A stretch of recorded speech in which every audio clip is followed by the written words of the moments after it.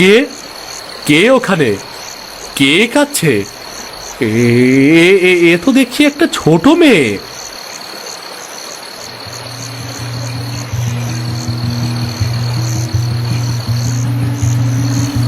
ভয় পাবেন না, আমি গ্রামের মাঝি। এত রাতে এখানে কেন কাচ্ছেন? কি হয়েছে আপনার, আমাকে বলুন। আমি পথ হারিয়ে ফেলেছি। এই নির্জন নদীর ধারে কোথায় যাবেন আপনি যে পথ হারিয়ে ফেলেছেন? আমাকে বলুন, আমি আপনাকে পৌঁছে দেব। আমার নাম চন্দ্রাবতী। আমি পরিরাজ্যের রাজকন্যা। আপনি ঠাট্টা করছেন তাই না? পরী হলে আপনি এখানে আসলেন কি করে? আমি একটু ঘুরতে বেরিয়েছিলাম, হঠাৎই নদীতে পড়ে গিয়েছি। আমার ডানার জাদু শক্তি এখন কাজ করছে না, আর তাই আমি ফিরেও যেতে পারছি না। সত্যি আপনি পরী? আমি একজন পরীর সাথে কথা বলছি, আমার তো বিশ্বাসই হচ্ছে না। আমি গরিব মানুষ, আমার একটা ছোট ঘর আছে। আপনি যদি চান আমার সাথে যেতে পারেন, কারণ এই রাতে আমি আপনাকে একা ফেলে যেতে পারি না, কিছুতেই না। মানুষের মাঝে আজও এমন দয়া আছে আমি জানতাম না। ঠিক আছে, চলুন না, আমি আপনার সাথে আপনার বাড়িতে যাব। চলুন তবে আমার সঙ্গে। রাত গভীর হচ্ছে, এখানে বেশিক্ষণ থাকা ঠিক হবে না।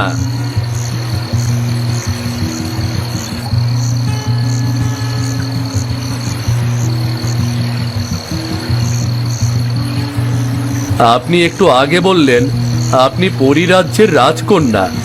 আমি সাধারণ মানুষ, তবুও সত্যটা জানতে চাই। আমি মিথ্যে বলিনি। আমার নাম চন্দ্রাবতী। পরিরাজ্যের রাজা চন্দ্রসেন আমার পিতা। তবে আপনি এই মানব লোকের নদীতে এলেন কিভাবে? আমি মানুষের জগৎ দেখতে চেয়েছিলাম। আকাশপথে ভ্রমণের সময় হঠাৎ এক অশুভ শক্তির প্রভাব পড়ে আমার উপর, আর সে ধাক্কায় আমি নদীতে পড়ে যাই। তাহলে আপনার ডানা কোথায়? আমি তো কিছুই দেখতে পাচ্ছি না। নদীর জলে পড়ে আমার ডানার জাদু শক্তি নিস্তেজ হয়ে গেছে। শক্তি ফিরে না পাওয়া পর্যন্ত আমি উঠতে পারবো না, আর রাজ্যেও ফিরে যেতে পারবো না। তাই ডানাটা অদৃশ্য করে দেখেছি। এই গভীর রাতে আপনাকে এখানে একা রেখে যাওয়া আমার পক্ষে সম্ভব নয়, তাই সাথে করে নিয়ে যাচ্ছি। কিন্তু আমি খুবই গরিব মানুষ। আমি আপনার কাছ থেকে ধন সম্পদ চাই না, শুধু একটু নিরাপদ আশ্রয় চাই। আমার ঘর ছোট, কিন্তু সেখানে সততা আর নিরাপত্তা আপনি পাবেন। আপনি আমাকে বিশ্বাস করছেন? হ্যাঁ, কারণ আপনার চোখে আমি কোনো ছলনা দেখছি না। আমার কুঁড়ে ঘরে কিছুদিন থাকতে পারেন, যতদিন না আপনার শক্তি ফিরে আসে। আপনার এই উপকার আমি কোনো দিন ভুলব না।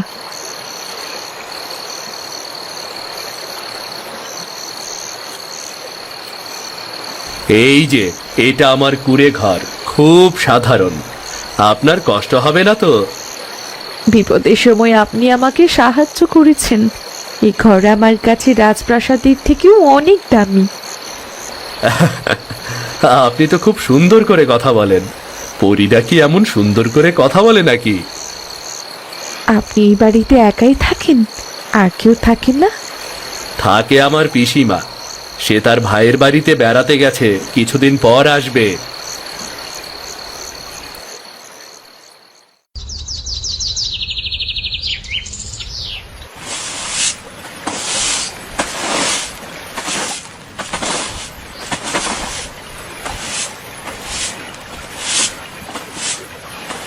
এ কি, আপনি দেখি একদম গ্রামের বউয়ের মতন সকাল সকাল কাজ করা শুরু করে দিয়েছেন। এসব কাজ কোথা থেকে শিখলেন? পরিষ্কার পরিচ্ছন্ন করা এটা আমাদের রাজ্যের নিয়ম, শুধু আপনাদের পৃথিবীর মানুষের নয়। এ তো দারুণ ব্যাপার। আপনি আর কি কি কাজ করতে পারেন বলুন তো? আমি শুধু ঘরই পরিষ্কার করতে পারি। রান্না করতে পারেন না? তা পারি, তবে আমাদের রান্না একটু অন্যরকম হয়। আপনি হয়তো খেতে পারবেন না। কেমন রান্না? আচ্ছা ঠিক আছে, তবে আজকের রান্না আমি করব, দেখবেন কেমন রান্না। ঠিক আছে, দেখবো আপনার রান্না কেমন।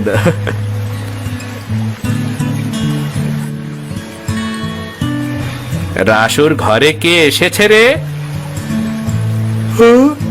এ কি রে, এমন সুন্দর মেয়ে আগে তো কখনো দেখিনি। এ কে রে রাসু? উনি আমার অতিথি গো কাকা, পিসির দুঃসম্পর্কের বোনের মেয়ে। আমাদের এখানে বেড়াতে এসেছে, কিছুদিন থাকবে। তাই নাকি? তা বেশ বেশ, আমাদের গ্রামটা ঘুরে দেখাস, আমাদের বাড়িতেও নিয়ে যাস কেমন? আরে নতুন মানুষ, আমাদের গ্রাম ঘুরে দেখাবি কেমন?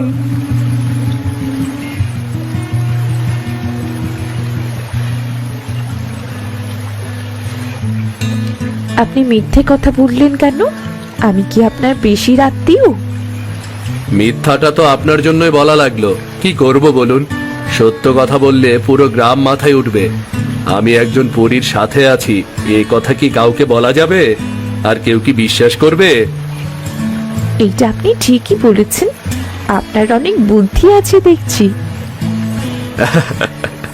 ধন্যবাদ। আচ্ছা আপনি বাড়িতে থাকুন, আমি নদীতে যাই। একা থাকতে পারবেন তো? হ্যাঁ সমস্যা নেই, পারবো। তা আপনি কখন আসবেন? দুপুরের মধ্যেই ফিরে আসবো।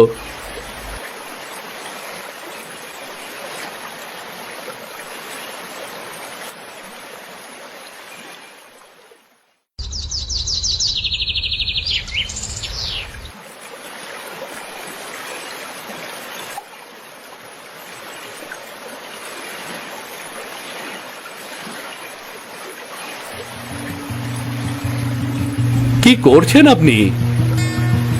এই তো রান্না করা শেষ, আপনার জন্যই অপেক্ষা করছিলাম। তাই? আমি এতদিন একা ছিলাম, ঘরে ফেরার কোনো তাড়া ছিল না। কিন্তু এখন ঘরে ফিরতে ইচ্ছে হচ্ছে, মনে হচ্ছে কেউ আমার জন্য অপেক্ষা করছে। অপেক্ষা তো আপনজন করে, আমি কি আপনার আপনজন?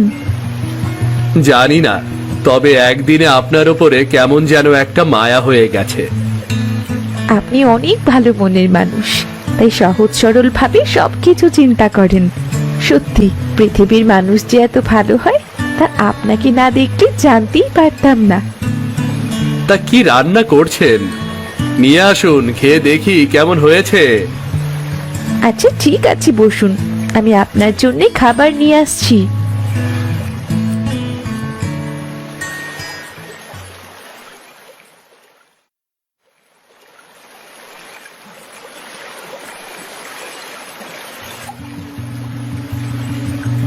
এই যে, কে বলুন তো কেমন হয়েছে?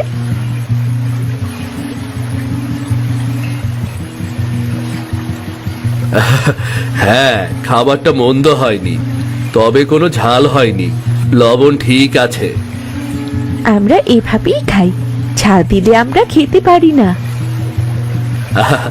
আচ্ছা ঠিক আছে, চলবে, সমস্যা নেই। আপনি যদি ঝাল না খান, আমিও আস্তে আস্তে ঝাল খাওয়া বাদ দিয়ে দেব। আপনি আমার জন্য ঝাল খাওয়া বাদ দেবেন কেন? আমি আপনার পছন্দ মতো রান্না করব, সমস্যা নেই। আমি বরং আপনাদের পৃথিবীর মানুষদের মতো খাওয়া শিখে নেব। জানেন, আজ মনে হচ্ছিল নদীটাও যেন অন্যরকম লাগছে। মন ভালো থাকলে সবকিছুই সুন্দর লাগে। জানেন, আমার ঘরটা কেমন জানি নীরব আর শূন্য মনে হতো আগে, কিন্তু আপনি আসার পরে কেমন যেন মনে হচ্ছে ঘরটা প্রাণ ফিরে পেয়েছে। আচ্ছা, আপনি আমাকে এত যত্ন করছেন কেন? আপনি আমাকে আশ্রয় দিয়েছেন, আর আমি আপনার জন্য এইটুকু করব না? তাছাড়া সারাদিন এত পরিশ্রম করেন, আপনাকে যত্ন করা তো আমার কর্তব্য।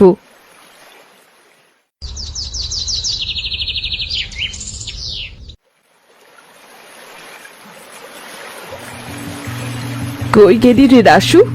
আমি এসেছি রে বাবা।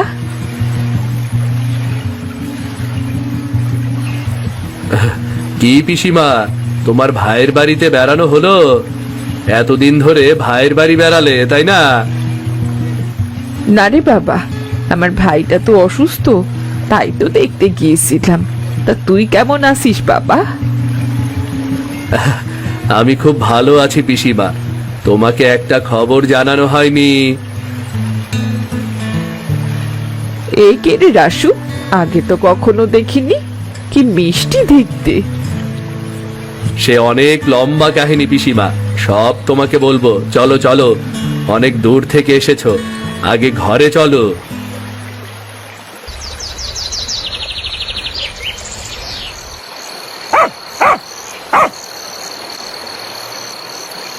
সত্যি মা, তুমি এসে এই বাড়িটার বাতাসই যেন বদলে গেছে। আমার রাসুটা সব সময় মন খারাপ করে থাকতো, এখন কত হাসি খুশি ছেলেটা। হ্যাঁ পিসিমা, কথাটা তুমি একদমই ঠিক বলেছ। আগে কেমন যেন আমার মন মরা লাগতো, কিন্তু এখন মনের মধ্যে সব সময় একটা আনন্দ কাজ করে, এটা কেন জানি না। ঘরে লক্ষ্মী এলে এমনই হয় রে। পিসিমা, আপনারা অনেক ভালো মনের মানুষ, তাই সবসময় এইভাবে ভালোটাই ভাবেন। আমি তেমন কিছুই করিনি, বরং আমি বিপদে পড়েছিলাম, আপনার ছেলে আমায় উদ্ধার করেছে, নতুবা যে আমার কি হতো। আমার বয়স হয়েছে, সব সময় রাসুর জন্য চিন্তা হতো, এখন আমি চিন্তা মুক্ত। ওর আনন্দ মাখা মুখ দেখে আমি এখন অনেক শান্তি পাচ্ছি। তুই সব সময় এমন হাসি খুশি আর আনন্দে থাকিস রে বাবা। হ্যাঁ পিসিমা, তোমার আশীর্বাদ থাকলে আমি ভালোই থাকবো, তুমি চিন্তা করো না। সুখ ধরে রাখতে হলে সততা ধরে রাখতে হয়। রাসু সৎ ও ভালো মনের মানুষ, তিনি নিশ্চয়ই সুখে থাকবেন।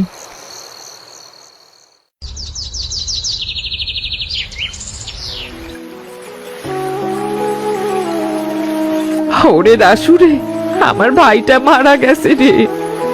কি বলো পিসিমা, তুমি না তাকে দেখে এলে? দেখি তো এসেছিলাম অসুস্থ, হঠাৎ এভাবে মারা যাবে কে জানে। আমায় যে যেতে হবে রে রাসু। পিসিমা, আমিও যাই তোমার সাথে। না রে বাবা, তুই গেলে চন্দ্রাবতী একা থাকবে, তার চেয়ে বরং আমি একা যাই। তুই বাড়িতে থাক বাবা।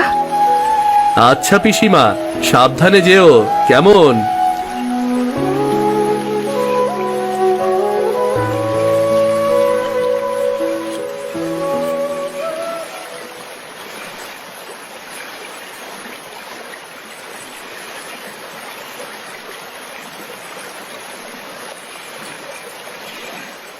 এই মেয়েটা কে রে? আগে তো কখনো দেখিনি। ও রাসুর আত্মীয় হয় মহাজন। রাসুর মতো গরিবের ঘরে এমন রূপবতী আত্মীয়? না না, এ তো মানায় না।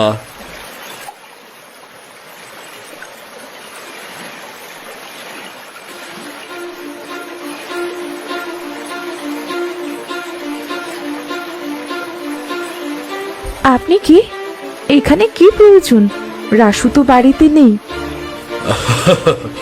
আমি এই গ্রামের মহাজন, এই এলাকায় যা কিছু আছে সব আমার কথাই চলে। কিন্তু এখানে এখানে কি দরকারে এসেছেন তা তো বলুন। আমি কোনো লুকোচুরি কথা বলি না, যা বলি সরাসরি। তোমাকে আমার রাগ দেখাতে খুব ভালো লেগেছে, তোমাকে আমার ঘরের বউ করে নিতে চাই, চলো আমার সাথে চলো। আপনি কি পাগল? এসব কি বলছেন? আমি কারো সম্পত্তি নই যে আমাকে কেউ জোর করে নিয়ে যেতে পারবে। এই গরিব মাঝির ঘরে থেকে তুমি যে কষ্টে আছো, আমার সাথে গেলে তোমার সব কষ্ট দূর হয়ে যাবে। আপনি এখান থেকে এক্ষুনি বেরিয়ে যান, বেরিয়ে যান বলছি। আগে রাসু বাড়ি আসুক, ওকে আমি সব কথা বলবো। রাসু? ও আবার কি করবে? ও তো আমার দয়ায় চলে, আমার ক্ষমতা সম্পর্কে তোমার কোনো ধারণা নেই। অসৎ ক্ষমতা বেশি দিন টিকে থাকে না খগেন বাবু, তা এক সময় ধ্বংস হয়েই যায়। এত কথা কেন বলছো সুন্দরী? আমি তো বলছি তুমি আবার সাথে গিয়ে ভালো থাকবে। চলো। ছাড়ুন, ছাড়ুন আমাকে বলছি, ছেড়ে দিন।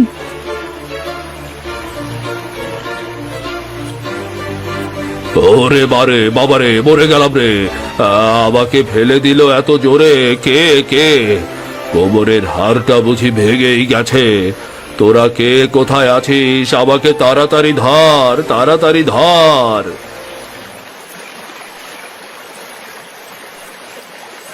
কি হয়েছে বাবু? আপনি এভাবে পড়ে গেছেন কেন? আরে এত কথা বলার সময় নেই, আমাকে আগে তোল, তুলে বাড়ি দিয়ে যা। এই ধর ধর ধর, তাড়াতাড়ি ধর ধর ধর।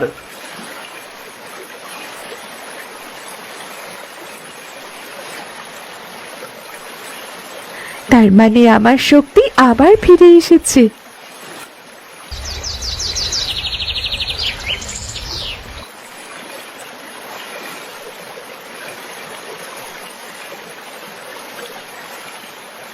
আপনি এসেছেন, আমি আপনার জন্যই অপেক্ষা করছিলাম। হ্যাঁ চন্দ্রাবতী, কিন্তু আপনাকে এমন উদ্বিগ্ন দেখাচ্ছে কেন? কি হয়েছে? আজ আপনাদের গ্রামের মহাজন এসেছিল দুপুরবেলা। সে আমার সাথে অনেক খারাপ আচরণ করেছে। কি বললেন আপনি? মহাজনের এত বড় সাহস! ও আপনার সাথে খারাপ ব্যবহার করেছে। আমি এক্ষুনি দেখছি। না, আপনাকে কিচ্ছু করতে হবে না, যা করার তা আমি করেছি। আমি ওকে এমন শিক্ষা দিয়েছি যে আর কখনো এমন ধরনের কাজ করতে সে সাহস পাবে না। কি বলেন? আপনি কি করেছেন? ও, আপনাকে তো বলাই হয়নি, আমি আমার জাদু শক্তি ফিরে পেয়েছি। আর জাদু শক্তির জন্যই খগেনকে আজ আমি শিক্ষা দিতে পেরেছি। তাই? খুব ভালো করেছেন। ওর মতো খারাপ লোকের শিক্ষা হওয়া উচিত। চলুন, আপনি ঘরে চলুন। হ্যাঁ, চলুন।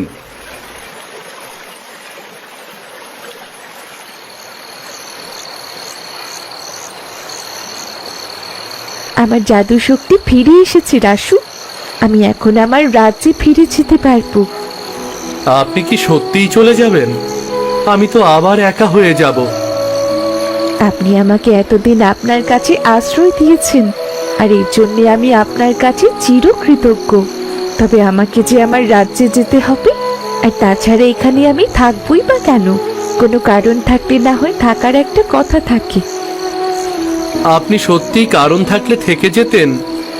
হ্যাঁ, মানুষের কোনো একটা জায়গায় থাকার জন্য যদি বিশেষ কারণ থাকে, তাহলে তো মানুষ সেখানে আঁকড়ে তার জীবন কাটায়, তাই না? আমি যদি বলি আমি আপনাকে ভালোবেসে ফেলেছি, তাহলে কি করবেন? আপনি কি আমায় সত্যি ভালোবাসেন? ভালোবাসা কখনো মিথ্যা হয় না। ভালোবাসা কেমন হয় তা আমার সঠিক জানা নেই। তবে আপনি আমার জীবনে আসার পর থেকে আমার জীবন বদলে গেছে। আমি হাসতে শিখেছি, স্বপ্ন দেখতে শিখেছি, জীবনের মানে খুঁজে পেয়েছি। সেই আপনি যদি আমাকে ছেড়ে চলে যান, তাহলে আমার জীবনটা আবার আগের মতো ধূসর হয়ে যাবে। যে কথাটা আমার মনের মধ্যে রেখেছি তা বলার সাহস পাইনি, সে কথাটা আপনি মুখ দিয়ে বললেন।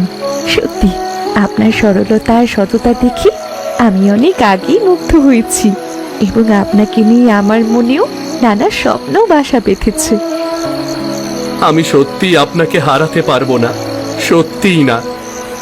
রাসু, আপনি যদি আমায় সত্যি ভালোবেসে থাকেন আর এইটা চান যে আমি আপনার সঙ্গেই থাকি, তাহলে আমি থাকতেই পারি, এই জীবনটা আপনার সঙ্গেই কাটাতে পারি।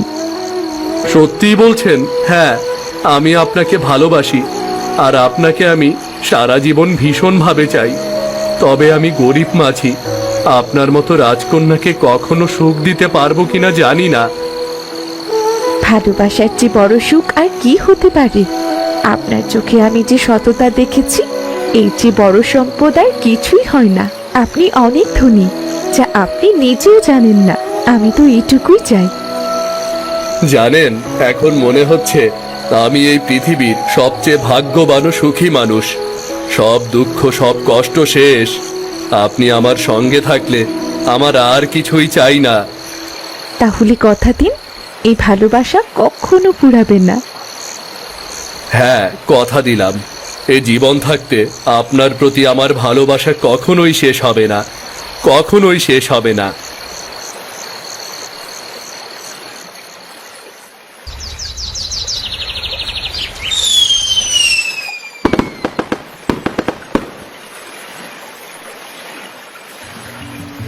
দেখো সবাই, রাসু এক দুঃখী মাঝি, কিন্তু এখন থেকে সে আর দুঃখী নয়। তার জীবনে সুখের ঠিকানা সে খুঁজে পেয়েছে। সৎ মানুষের ভাগ্য ঠিকই বদলায়, তারা সব সময় দুঃখী হয়ে থাকে না গো। হ্যাঁ, ঠিকই বলেছ। কেউ আজ থেকে রাসুকে দুঃখী মাঝি বলবে না, সবাই বলবে সুখী মাঝি। আজ আমি সবচেয়ে সুখী মানুষ। তোমার সঙ্গে জীবন কাটাতে পারবো, এ আমার জীবনের সবচেয়ে বড় পাওয়া। দেখো, আমাদের সুখ শুধু নিজেদের জন্য নয়, এই যেন গ্রামবাসী সবাই অনুভব করে। আমি এখনো বেঁচে আছি আমার রাসুর সুখ দেখার জন্যে। চন্দ্রাবতীর সাথে তোর জীবন সুখের হোক, সেই আশীর্বাদই করি সব সময়। সৃষ্টিকর্তা যেন তোদের ঘরে সমস্ত সুখ ঢেলে দেয়।